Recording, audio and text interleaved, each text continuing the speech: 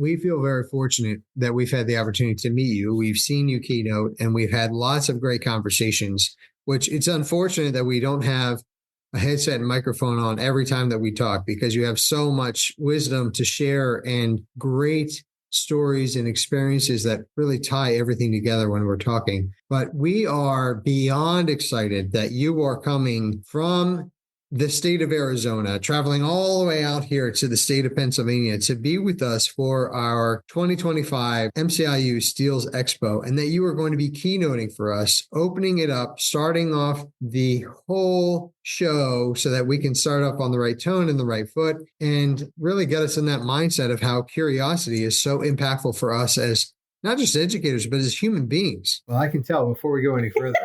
From the way that Patrice is looking at me like I have forgotten something. Yeah. Maybe we should introduce ourselves. Probably should, yeah. How far back do you want me to go? You want me to go, welcome back? You want me to start there? I think people are sad when you don't do the ridiculous intro. Yeah. All of our fan mail says, we didn't get the welcome back. Well, how can they know when to turn the volume down? Welcome back. Sweet Moses. To Change Ed. Change It. We are your hosts for this educational podcast that is also bringing you... Looked at me like I don't even know what you are. The Montgomery County Intermediate Unit Steels Expo at the end of this month. Mm-hmm. I'm your host, Andrew Kuhn, a project consultant for Montgomery County Intermediate Unit. And here with me is... Patrice Semichek, also a project consultant from the Montgomery County Intermediate Unit and the one doing all the work for the expo. Yeah, good luck editing this since I don't even know when I'm starting or ending this podcast. As we've already talked about with our 4-minute introduction, without even saying the person's name, we have here with us... It's not really 4 minutes, is it? It felt like 4 minutes. Like There's a lot of me talking. Yep. Yeah, winding up the pitch with the batter ready to swing. Can I please say who it is? Yes. Genein Letford, we are so thrilled and excited to have you here. Would you please, or is that good? Then we can go from there. Would you please? Well, I was trying to tee it back up for because I think at that point, we'll have to edit out this little bit at the end. But I think at that point, I feel like we will need to see how ridiculous you are. It switches over to her being, then she starts. Her talking, yeah. Well, me asking her to tell her, introduce herself and Change Ed Nation. This is something else.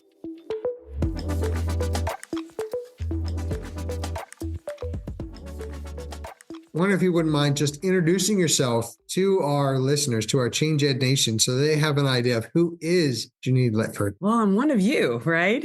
I'm not really an outsider coming in. I was a teacher, classroom teacher, the child of a classroom teacher. My mother did 30 years high school biology, and just seeing her be a part of people's aha moments was very enlightening for me. I wanted a chance to have my life be a part of that. So I went into education, got my credential at California State University, Northridge in Southern California. And I just knew that, number one, for me, the most critical part of life is the beginning of life. That's where the foundation is built, right? We know the first 5 years is very important, but then that 5 through 12. So I wanted to really target in that elementary time. And I taught third grade for a few years. And then the principal gave me an opportunity to teach the arts program, the music program, even though I didn't have a music credential. I had a general ed credential, which includes the arts, right? But it was a wonderful, wonderful challenge because I'm coming in knowing the standards of general ed, math, history, ELA, but I taught music. So you know how when you're a general ed teacher, you can teach the subject like math and you bring in the arts underneath it, right? And people do it in different ways, but I was teaching music and bringing in the other standards underneath it. So, hey, we're playing Beethoven on the recorder. We're learning how to read music, but let's connect this to fractions as well, right? Your whole note, your half note, your quarter note, your 16th note, or we're looking at the life of Beethoven, why we play his music, but let's look at some of the struggles he went through. How did he turn that around and reframe that? So I was always making those connections to the other areas of of the curriculum, because that's how the brain learns. The brain doesn't really separate it. We do, but the brain doesn't separate it. It's just all smashed in there all at the same time, right? And that was the beginning of what you see now. The work that I'm really championing and pioneering is the importance of creative thinking. What does that look like all the way to the neurological level, at the brain level? How does culture influence our creativity, and how does a culture influence our perception of our own creative potential? And how do we automatically perceive, unconsciously or consciously, the creative potential of others, especially our students? Like, what's going on there? And so that's why I'm doing what I'm doing today. We mentioned before that we've seen you keynote, and it was very impressive the way that you did things. And both Patricia and I present a lot, and we walked away from it like, wow. Some of what you did was, there were simple things, there were complex things, but they were also just innovative and thought through and very intentional and very well done. As you're sharing who you are and your experience, your life experience, the thing that's really sticking out to me is that piece where at the end you sang a song. And I was blown away. The courage to do that. Now, knowing that is part of your background and who you are makes sense. The only audience I ever sing for is other people who are on the highway who can't hear me because I'm belting out a song and I'm hitting every note correctly because all I can do is hear the actual singer in the car. But I love how you're talking about that connection, and really that everything is integrated all the time. It's not like you take one time and you say, okay, now I'm going to sing. This is all I'm going to do is sing, or I'm going to do this. You're taking in all those components. And there's a lot to music. Music, you can feel it, you can hear it, and there's a lot of emotion that's tied to it. So I love this integrated approach that you're talking about. And how has that experience really impacted where you are now? You're an author, you're a speaker, you do a lot of work with a lot of individuals and organizations. And I'm wondering how that experience has impacted where you are now. Well, my life experience has. I grew up a special education student. I have a stutter, speech impediment. So I dealt with that. But through that, and through some serious reflection time, I realized how important certain aspects really helped me come into being. So like the arts were key, because neurologically speaking, people who stutter, for some reason, they don't stutter when they sing. Right. Like the brain is using a different part, of course, there's overlapping areas of language and music. And we talk about the research with that and that's why music is so critical for building the skills for reading and language development. But I knew that music was critical in helping me find my voice until I can actually find my speaking voice. But even movement, when you see me on stage, I'm not like standing in one place behind a podium, right? Right. There's intentional, there's intentional reasons for everything I do, but movement helps me speak more fluent, but it also helps me speak, with nonverbal communication.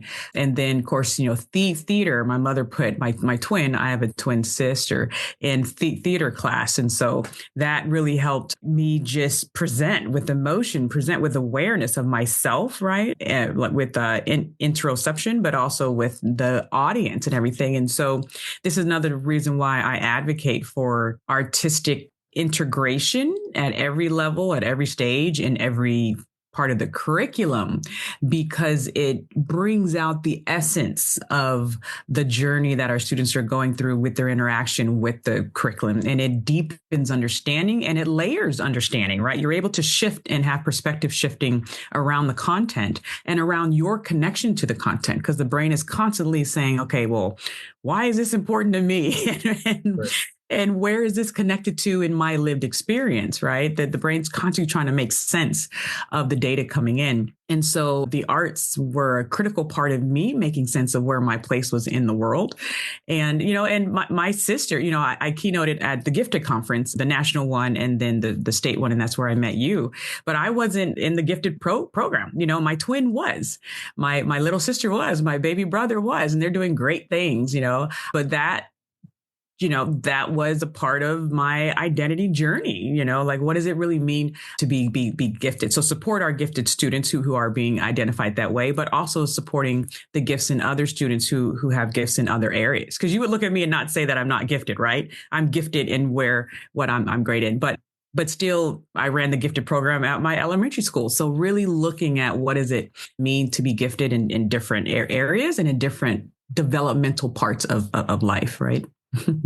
Yeah, our theme for the expo this year is curiosity, and we want to empower educators to live into curiosity. I think a lot of things have taught us as human beings, that we need to know the right answer versus being curious.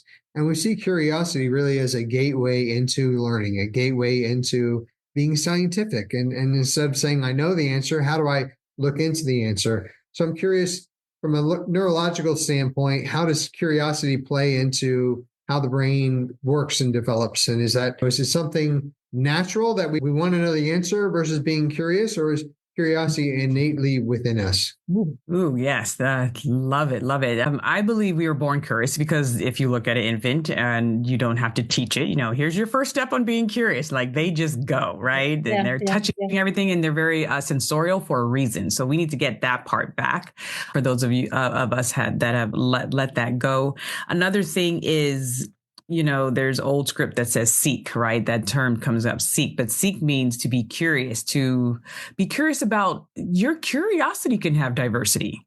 Some people don't ask questions at all, but some people are asking questions like, well, how did that come to be? Well, what was the origination of this? Yeah. Or does that person know this over here? Or what was that date when this happened? Does that have any connection with this? Those are your thinkers. And those are, if you look at the top business people, they have that kaleidoscope curiosity, if you can say, right? They're looking at it from so many things. And as teachers, we really want to develop it because that's the driving force. And I say if creativity is a driver of innovation, curiosity is a driver of creativity. And we also need to be aware of curiosity affects other areas. Curiosity affects your cultural competence. Mm-hmm. So if I meet you on the street, because you're externally different demographics from me, my brain may not automatically say friend, right? Or let me go towards this person, right? Whereas if I see someone who's a woman or a person of African descent, I may be just unconsciously drawn to them because of those reasons, right? So for me to reach out to you and start a conversation or start a friendship, I have to be curious, of like, hey, what's this guy about? Or look at his bow tie. Well, I wonder where that's stemming from. Or he has a shirt that says da da da da da da. I wonder why he chose. It's the curiosity that breeds connection, and I think it's a curiosity that's going to help us have a solution with some of these issues that we're going up through. Like, okay, well, why are they thinking that way? And what's the motivation behind that action? Curiosity is connected to our mental and emotional health. They say that if you are, let's say there's a food addiction, right? And just binging and everything. But I heard a neuroscientist who does this work talk about this. He was like, one of the avenues to get to a solution or to get healing is to stop. Like, okay, well, why am I eating these 2 whole pizzas? Is it because I'm hungry, or is it because I'm trying to mask something deeper? Mm-hmm. Right. And so just stopping and being like, am I even enjoying this? Right. Or is it because of this issue that's even unrelated to food? Yeah. Right. Yeah. And so he was saying, if people will just stop and be curious, then they can start to unravel and get to the bottom of things. So curiosity drives creativity. Curiosity drives cultural connections, across and cultural competency. And curiosity drives our healing for mental and emotional health. So Genein, I am curious, will you be singing at our keynote at the expo? You have to show up to find out. Come on. So hopefully I will see you all there. You on that one. I love that you did that. I think thank you. This is a very timely conversation for all of us in Montgomery County, that how do we embrace and how do we help build the background of curiosity, but also of possibility for our students. Yeah. Being allowed to be curious is a very important thing. And we found ourselves in a society where knowing is king. Knowing is the most important, but curiosity, I think, is actually more important, but it's almost like that blocker that stops us. Well, I don't know the answer. I'm not going to even say that I don't know what we're talking about because I have no idea what the answer is. When really that stops the learning. That's where the learning happens. To raise your hand and be like, I might be the only one, but I have no idea what we're talking about. And then usually you find out no one else knows either. Everyone's just nodding, right? Like It usually is the one that raises his hand. And, what? Yeah. Why are we doing this? And I'm always like, I don't know.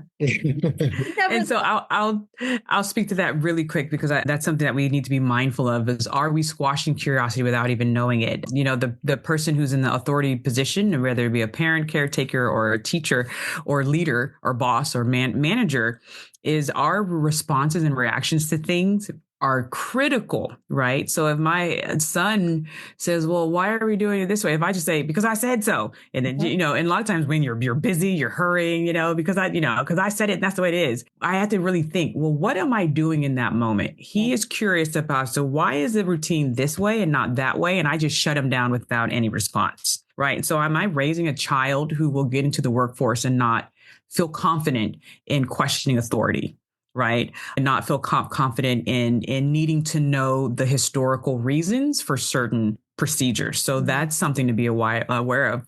And then and I write about this in the book, that I even have a whole chapter on just curiosity, is it's a muscle. And you're right. One of you said it earlier, is the culture cultivating a culture of curiosity, right? Am I allowing my students to ask questions? And like you said, am I okay with not knowing? And that's a huge thing for some of teachers. I've had a lot of students come to me and said, yeah, my teacher totally shut me down because they didn't want to look like they didn't know. And so this is crucial because it's the curiosity muscle that's going to help our kids survive. In this world of AI and everything. So if we shut that down without even knowing it, or sometimes do know it and still shutting it down. And then I celebrate curiosity. When a student or my son says something, it's like, you know what? That's an amazing question. I actually don't know. What are ways that you can find that out? Because I want my son to know that I'm not the only source of information. There's multiple places to gather data, and then how to synthesize that data and come to your own conclusion. So once again, these 0 through 12 years, if you squash this stuff during that time, it's so hard to get it back. It's so hard to get it back. That's why we really need to be careful during these developmental times. Genein, we are looking forward to seeing you in person. So excited. At the Steels Expo on Tuesday, May 20th. And I know that I speak for all of our listeners to say they can't wait to see whether or not you're going to sing at the keynote. Thank you so much. Thank you for your time and for your wisdom. We appreciate you spending the time with us. Thank you so much.